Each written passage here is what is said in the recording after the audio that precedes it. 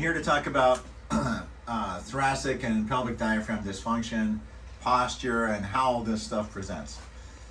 So the first thing I want to think about is what we learned in school as doctors, which is C3, 4, 5 keeps the diaphragm alive. So the diaphragm is controlled by the phrenic nerve, which is primarily from C3, 4, 5. There's also some intercostal innervation, but the phrenic nerve is the one that we see the biggest issues with, and it's very correctable. So what happens when you have a thoracic diaphragm problem is that you lose your core stability. So your core stability is your thoracic diaphragm, your transverse abdominis, all of the rest of your muscles, but those are the two. So the muscles that are also involved would be your lat, your stratus anterior, your internal oblique, your external oblique, your rectus abdominis, your adductors. All those things have a play, but the tendency for things to go weak would be transverse abdominis and diaphragm. And diaphragm is unique because it's going to be neurologically paralyzed, and is commonly neurologically paralyzed to some extent. The reason is that the phrenic nerve is running underneath the SCM. It's coming from 3, 4, 5, and there's a lymphatic chain here. So no matter if you're 5 years old or 80 years old, you could have some partial paralysis here. So if you have a cold or a flu and these lymph nodes get inflamed, we can have a natural reaction to inflammation, which is to build adhesions or webbing between muscles. And when you have adhesions or webbing between muscles where nerves have to pass, like the phrenic nerve, then you can have some real problems. So that's where we get this phrenic nerve paralysis that happens in people of all ages with some predictable results. One of the things that would happen was if your diaphragm is uneven, the best way to test that is take a deep breath. Do both hands come out the same, or does one hand come up and the other one comes up slower? So we want to have our diaphragm working evenly. Unevenly is uneven pull on the lumbar spine, and also so it's going to cause a thoracolumbar problem. So that's T11, T12, L1, L2 nerve root problems. Also, it's going to cause some dysfunction in the barrier between the abdominal cavity and the thoracic cavity. So you can get a hiatal hernia because of an uneven diaphragm, where the stomach can slide into the chest cavity just because that hole that holds the stomach down, the cardiac sphincter that holds the stomach down, is really the diaphragm. So if it's uneven, as you breathe unevenly, then the diaphragm that hole can open up because one side is moving separately than the other side. So that one thing you can have is you can have some heartburn, you could have some reflux, you can have some coughing, continuous kind of post-nasal drip because you have that stomach content coming up into your esophagus and your trachea. That may or may not be an issue, but it commonly is. The more common thing that I see is pain. So thoracolumbar pain usually is going to be not extend below the ilium in many cases, but in many cases it will, so far as that T11 nerve root is going to be coming down here. So you have this gluteal pain here.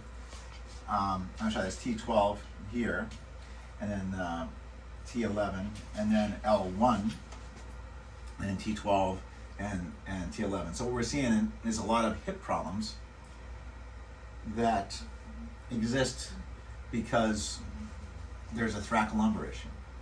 And also we see this lower abdominal problem because L1 is coming in through this, and L2 through the inguinal canal. That's going to affect the lower abdominal wall and give you a feeling of congestion or bloating in the lower abdomen and pain. So that's that L1 coming in, and can actually cause testicle pain, as can L2 through the gentle femoral nerve. So that testicle pain, or in women, just pain on the outside of the vagina, not in the vagina, and the side of the leg, as well as over the ilium. So these are things that I want doctors to check. I want people to think about, because these issues are common and they're being misdiagnosed and not addressed. So if the diaphragm is not working, the T11, T12, L1, L2 segments are vulnerable as the diaphragm is attaching to L1, L2, L3, sometimes even 4. But also you create a lot of torque if you're breathing and one side is working and that thoracolumbar area is being torqued in an abnormal way, and you just can't find stability. So if the thoracic diaphragm is not working, then the pelvic diaphragm also is a reflection of that. So now we start to have pelvic diaphragm problems. So the thoracic diaphragm is kind of easy to assess, I think, even for a patient. Put your hands on your ribs on the outside, take a deep breath. Should expand, come all the way in. Should expand equally on both hands at the same time. If it doesn't, then your diaphragm is partially paralyzed, most likely. So the other thing is your pelvic diaphragm. Your pelvic diaphragm is levator ani and other muscles here. But it's the best way to test it is for the doctor, put their finger on the ischium and just walk a little bit in. So we're not in any holes or anything, but we just want to be right at the edge of that ischium with our finger. Usually you have their knees bent on their back, and you just have them cough, and you should feel the diaphragm come into your hand. That's an indication that it's probably working, actually. But then we want to have them take a deep breath, and we should see that pelvic diaphragm move down as with an inhalation and up with an exhalation. And then we would check the other side as well. Sometimes one side will be working, or the other side. Now that's usually the pudendal nerve that gets irritated by that, so we end up working with the obturator internus, a muscle that attaches to this internal side of the obturator canal and wraps around here. So a lot of times we work on that obturator internus, where the pudendal nerve is coming around through Alcock's canal. So far as a hydradisection. So now I mentioned hydradisection. Let's get into what exactly that is. One of the things we do here at the clinics in Los Alamitos, and other clinics that I'm in as well, is we do hydradisection, where you basically put a needle between two muscles and you inject fluid or fascia and push those muscles or fascia apart. Now, adhesions are webs that are between those muscles and fascia. So if you pull a steak apart, you see a little webbing in between in the fascia. So we don't really see that. It's different than scar tissue. But if we inject fluid, we break those adhesions. And you imagine that nerves need to move between those spaces. So if there's adhesions there, the nerves can become impinged and they can't move normally. So when we separate that tissue using just fluid pressure, and with ultrasound we can put a needle into that space very clearly and very gently, use fluid pressure to separate those tissues and then free up the nerves. So that's hydradisection. So we may do that for the nerves in the neck at C3, 4, 5 nerve roots under the SCM. We may do that for the nerve roots in the lower back that are associated to pain that you're experiencing because of your diaphragm being out of balance. We may do that through the nerve roots that become the pudendal nerve, and we may do that for the nerve, for the actual nerve as it wraps around its common impingement point at the obturator internus. So we have these different ways to address all of these problems, and I think we need to clinically understand what's happening.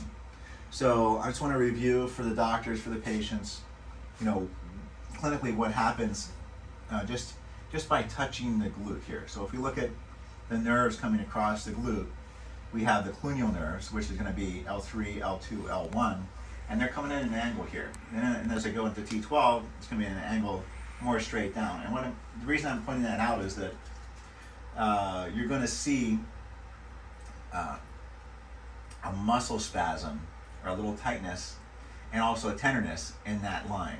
So you'll see this tightness, tenderness over the PSIS. A lot of times people call that, I think that's sacroiliac pain, because it's over top of the sacroiliac joint.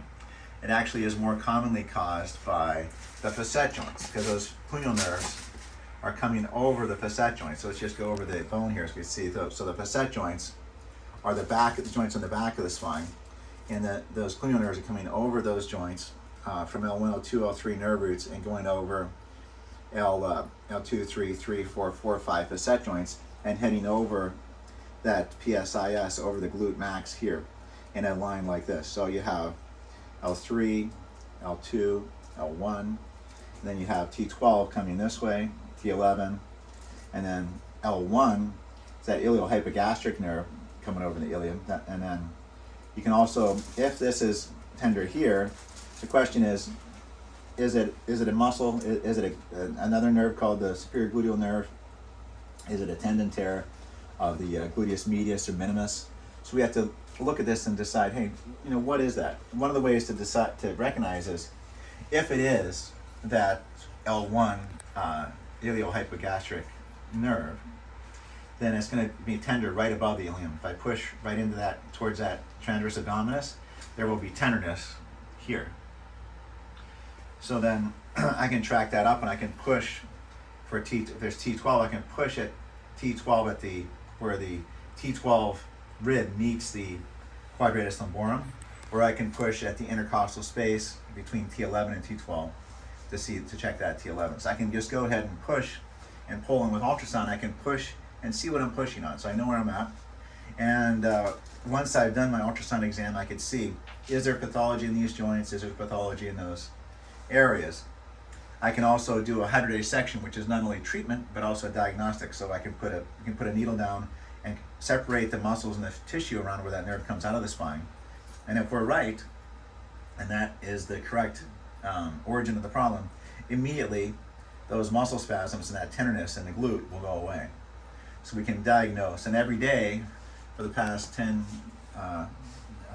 years, probably 12 years, I guess, here, more than 12 years, we were on the 13 years now.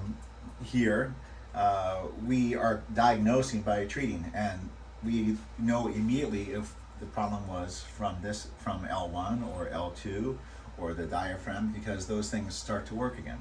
If we hydrodissect the nerves in the neck, the diaphragm will almost immediately function normally.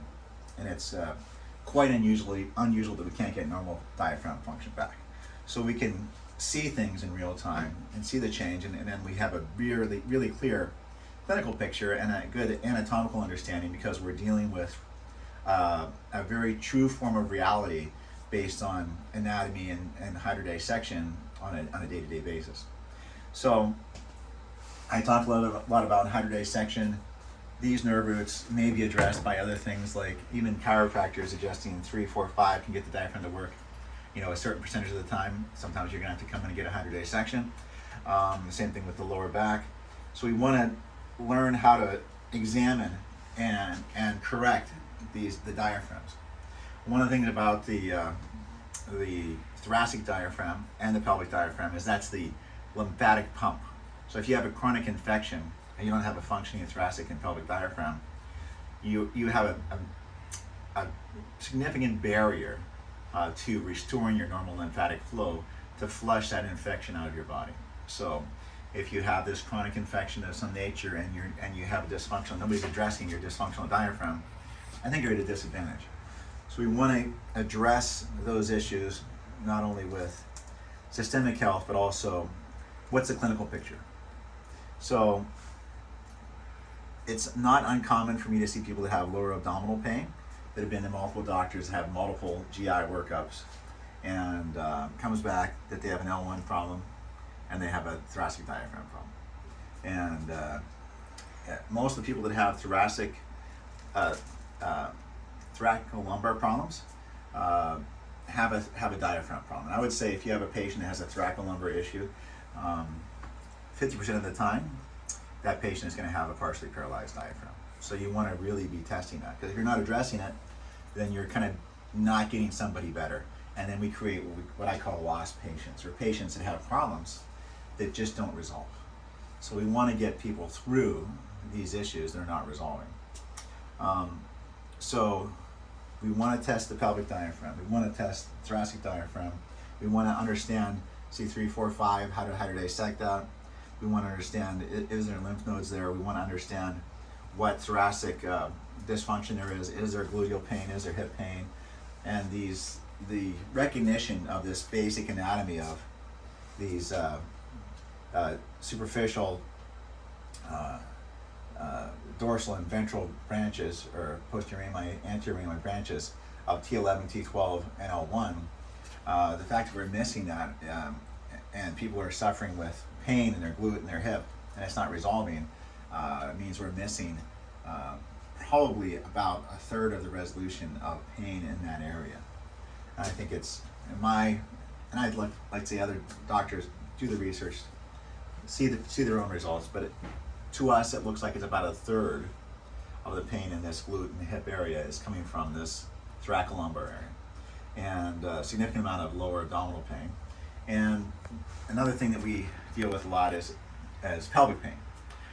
Pelvic pain is for the most of medicine is addressed through just addressing the pudendal nerve, which is important to be addressed. And I think that hydrodissecting that in a clear and consistent and reliable way is essential. But we cannot forget these upper lumbar nerve roots, the ilioinguinal genital femoral nerves, that cause pain on the external genitalia, not maybe internal as much. But that's a significant cause of pelvic pain. And when I see patients come in, because I do see people that have failed a lot of other treatments because they're coming in for more advanced diagnostic screening, I do see a lot of physicians and practitioners of different natures miss the ability to correct a pelvic pain problem because they're looking at the pudendal nerve exclusively when it's actually this upper lumbar nerves, and it's counterintuitive to a lot of doctors, but it's really just simple anatomy. So we just need to get back to our basic anatomy and understand anatomy, in a clinical way more effectively. So thoracic diaphragm, pelvic diaphragm. Thoracic diaphragm, we're going to have the thoracolumbar problem, but you also could have this digestive problem, heartburn, postnasal drip, hiatal hernia type things. Now, if you have a thoracic problem, and that's addressing the lower abdominal wall, and you have a pudendal problem, that's addressing the pelvic diaphragm, and maybe you even have a octurator nerve problem, then you're starting to get into the realm where that could be creating the vulnerability to get an inguinal hernia. And sometimes we can help out with inguinal hernias by, putting PRP in the muscles around the tear and close that tear. But I think sometimes you have to have surgery for that. Either way, you want to correct the dysfunction that allowed those hernias to happen. Why did these hernias happen? Because, this person was okay for the first 30 or 40 years of their life. And all of a sudden, now they have a hernia. Where did that come from? So I think we need to start looking at the neurology and the neurological dysfunction and the muscular dysfunction associated to that. When we look at that inguinal hernia, I always want to think about the adductor longus as well. So adductor longus is innervated by the octurator nerve, and that can be irritated if the hip joint is inflamed. It can be irritated if the nerve roots are irritated and impinged in the lower back. And it can also be irritated if there's a tear in the pectineus or the adductor longus. Now the adductor longus, we used to think inserted on this pubic tubercle, but that's actually the pectineus. What we find is the adductor longus actually goes across and becomes the inguinal ligament. So the adductor longus on the bottom side actually becomes the MCL. So you can think of the adductor longus going from the MCL, which is below the knee, all the way across the knee and across the os coxae, the pelvic bones here, all the way to the ASIS on the opposite side. So the reason I bring that up is in order for there to be a hiatal hernia, usually there's a tear in that inguinal canal, inguinal ligament. So that maybe it seems that there's a required tear in that inguinal ligament, which is really a dysfunction and a tear and an extension of the adductor longus. So we have to think about the adductor longus. We have to think about the thoracolumbar area. Actually, there's some rectus abdominis dysfunction that could be associated, but we want to have that complete picture. So that gets into the more complex thing. Once you have a hernia and you have a surgery and it's corrected, how do you not have it come back? Because what we know is if you have a hernia surgery, the chances of you having to have it done again is high because the dysfunction may have not been corrected.